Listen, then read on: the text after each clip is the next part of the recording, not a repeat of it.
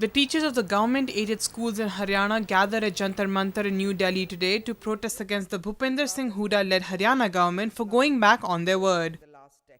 Haryana CM Bhupinder Singh Hooda had promised the teachers that their schools would be taken under the government's wing.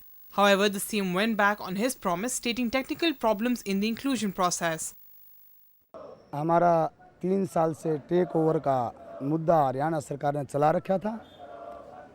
हमारे स्कूलों के जो कर्मचारी हैं इनको 75% अनुदान हरियाणा सरकार की तरफ से दिया जाता है।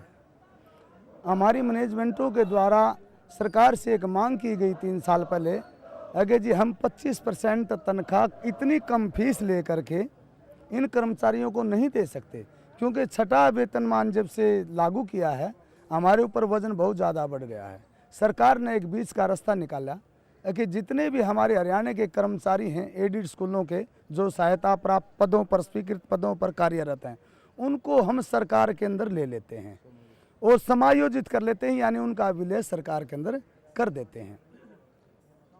अब गोहाना रैली 10 नवंबर को जो की गई उसके अंदर मुख्यमंत्री जी ने पूरा प्रोसीजर तैयार करा करके 15 लाख लोगों के सामने ये घोषणा की कि भाई मेरे हरियाणा के जो एडिड स्कूलों के कर्मचारी हैं उनकी दिक्कतों को परेशानियों को मैंने जान करके उनके शोषण को खुद जान करके शोषण को देख करके भाई उनको समय पर तनख्वाह नहीं मिलती, पूरी तनख्वाह उनको नहीं दी जाती, बीच में मैनेजमेंट तनख्वाहें खा जाती हैं।